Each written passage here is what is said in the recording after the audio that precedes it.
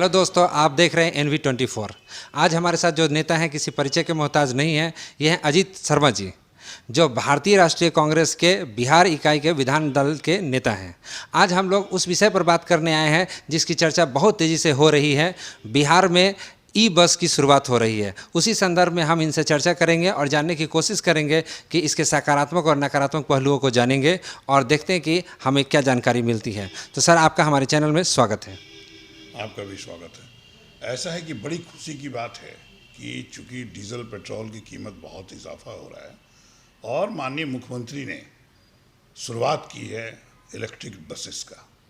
लेकिन बसेस तो शुरू हुआ, अभी इनॉग्रेशन में कल देख रहा था, उन्होंने कहा कि सारे बस के जो ड्राइवर हैं उनको पूरी तरह ट्रेंड कर दिया गया और जो बस उनको छोड़ के विधानसभा गया वही वहाँ से निकल के एक्सीडेंट कर जाता है, ठोकर मारता है दीवार में।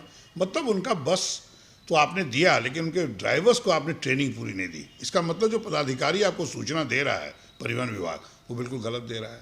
दूसरी बात सबसे इम्पॉर्टेंट क्या है, इलेक्ट्रिकल बस जब आप चालू करेंगे तो सस्ता होगा, निश्चित तौर पर बिहार की जनता को सस्ते दर पर चल सकेंगे। लेकिन जो विगत आज़ादी के बाद से 1947 के बाद से जितने बस ओनर हैं, जो बस बहुत सारे 10, 5, 20, 50 जो सेवा दे रहे हैं बिहार की जनता के लिए, उनको आपको पहले बताना चाहिए था, 1 वर्ष पहले, कि आप लोग को भी इलेक्ट्रिक बस हम देने जा रहे हैं और उसको वो चलेगा बिहार में। तो वो लोग अपना उसी हिसाब से अपने करते कि बस कम खरीदते। एक बैग आपने चालू कर दिया। तो आपको यह चाहिए, जो बस ओनर पहले से बिहार की जनता को सेवा दे रहे हैं, आपकी सेवा में लगे हैं, बिहार की सेवा में लगे हैं, उनको निश्चित तौर पर ये जो इलेक्ट्रिक बसेज हैं उनको भी जब खरीदेंगे, चाहे वो बंद हो जाएगा, जब ये सस्ते होंगे तो डीजल पर चलने वाले बस तो बंद होगी, बस उनको नुकसान होगा। नुकसान किसका होगा? बिहार की जनता को होगा, तो बिहार का नुकसान होगा। इसलिए आपको निश्चित तौर पर उन लोगों के लिए सब्सिडाइज रेट पर आपको इलेक्ट्रिकल बस मुहैया कराना होगा। और जब तक वो नहीं कराते तब तक आप जो 19% आप डीजल पर टैक्स ले रहे हैं उसको ख़त्म कर दीजिए, ताकि वो बस को भी सस्ता में डीजल मिले और वह भी कम्पीट कर सके। जब तक इलेक्ट्रिकल बसेज नहीं होता है, किसान को सस्ते दर पर डीजल मिले, पूरे बिहार की जनता आपको नाम लेगी। कम से कम आपने अच्छी शुरुआत की है। सर, अभी जो बस सेवा में लोग जुड़े हुए हैं, इसमें बड़े पैमाने पर रोजगार बना हुआ है। अगर सरकारी बस से जब ई बस आ जाएंगी तो करीब 1 लाख लोग लगता है कि बेरोजगार हो जाएंगे। उसके संदर्भ में आप क्या कहना चाहिए? नहीं, मैं तो वही कह रहा हूँ ना कि उनको समय देना चाहिए था। क्या बसेस तो फिर इलेक्ट्रिकल भी होगा तो 1 लाख बस रोजगार उनको देना पड़ेगा, बसेस तो चलने पड़ेगा ना, नहीं तो बिहार की जनता जाए कैसे? अभी आप देख रहे हैं केंद्रीय सरकार जो है भारतीय जनता पार्टी की, ट्रेन को बेचने का काम कर रही है। तो फिर गरीब जनता के पास तो बस ही एक सुविधा रहेगी। निश्चित तौर पर इलेक्ट्रिक बस चलाना बहुत ही अच्छी बात है, सस्ते होंगे।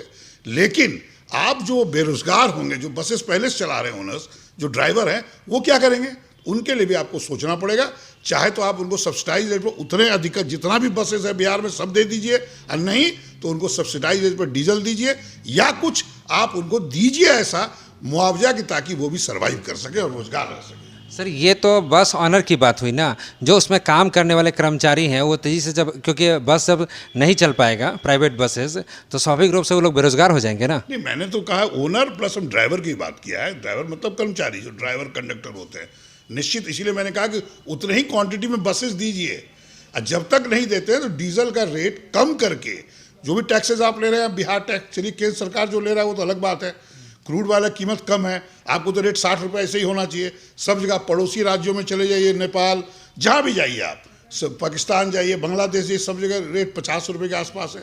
तो आप उसमें कम करिए जो आपके टैक्स है। प्लस आप यह जरूर सोचिए, वो लोग जो बेरोजगार है उनके लिए आप बस सब्सिडाइज रेट में उन सबको मुहैया करिए, ताकि उनका नुकसान का भरपाई हो और जो ड्राइवर, कंडक्टर और भी जो कर्मचारी काम करें उनको रोजगार रह सके। चूँकि अभी बेरोजगारी बहुत है, कोरोना काल में बहुत बेरोजगार हुए हैं। भारतीय जनता पार्टी तो 2 करोड़ युवकों को रोजगार देने की बात करी थी प्रत्येक वर्ष, कुछ नहीं मिला। आपने भी, अभी भारतीय जनता पार्टी ने इस चुनाव में भी 19 लाख लोगों को रोजगार देने की बात की है। और आप इलेक्ट्रिक बस चलाएं, बहुत खुशी की बात है। लेकिन वो जो बेरोजगार होंगे उनके लिए भी रोजगार कैसे उनका बचा रहे, इसकी व्यवस्था आपको करनी होगी।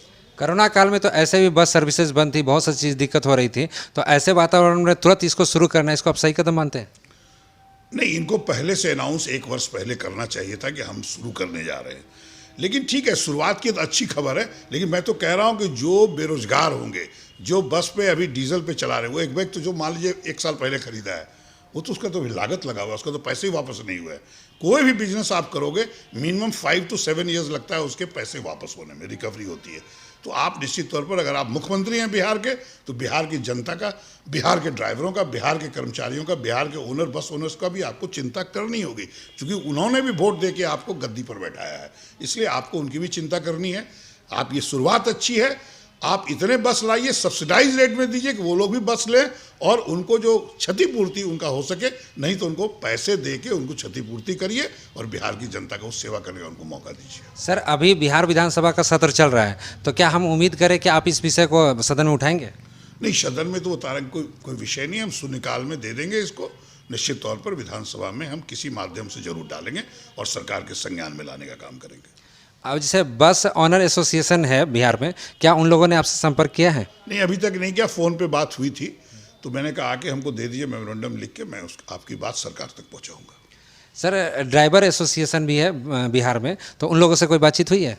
नहीं, हम कहा ना फ़ोन से बात हुई है। मैंने उनको कहा है देखिए, हम लोग की शक्ति जनता का आवेदन, चाहे कोई भी हो, वो आवेदन आता है, उसके बाद पे हम लोग सरकार के संज्ञान में बात डालते हैं, चाहे सदन के माध्यम से दें, शून्यकाल के माध्यम से दें, ध्यानाकर्षण के माध्यम से दें, तारांकित प्रश्न के माध्यम से, सब सिस्टम होता है, उस पर डालते हैं। निश्चित तौर पर यह गंभीर मुद्दा है, चूँकि बेरोजगारी की बात है, इसलिए मैं इस मुद्दे को उठाऊंगा।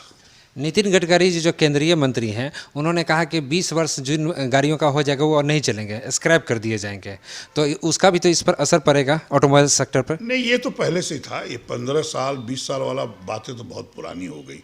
ये हम लोग तो एडजस्ट हो गए हैं कि नहीं, पुरानी गाड़ी ठीक है। देखिए, डिप्रिसिएशन गाड़ियों का 10 साल में मिल जाता है, और हमने कभी कहा आपको कि 7 से 8 वर्ष लगते हैं पैसे रिकवरी होने में, और गाड़ी को 20 साल अगर कहा है तो वो सही कहा है।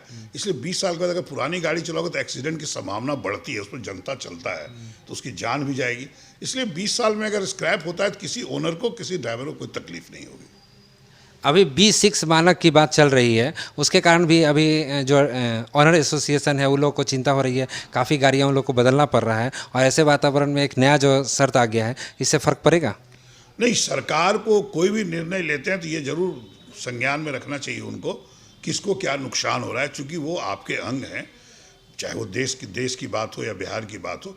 निश्चित तौर पर अगर किसी को नुकसान होता है तो सरकार को उसकी भरपाई निश्चित तौर पर करनी चाहिए। अगर आप भरपाई नहीं करेंगे, जनता आपसे नाराज़ होगी, और नाराज़ जब होगी तो आपको गद्दी से बेदखल करेगी। इसलिए आपको संज्ञान में लेना चाहिए, चूँकि वो भी आपके अंग है। सरकार ने इस संदर्भ में तो अभी तक कोई घोषणा नहीं की है। नहीं, मैं तो, आप पूछ रहे हैं, मेरे संज्ञान में भी आपने बहुत सारी बातें मैं नहीं जानता था वो आया है। मैं भी इसको देखूंगा और सरकार के संज्ञान में बात डालूंगा। बहुत बहुत धन्यवाद।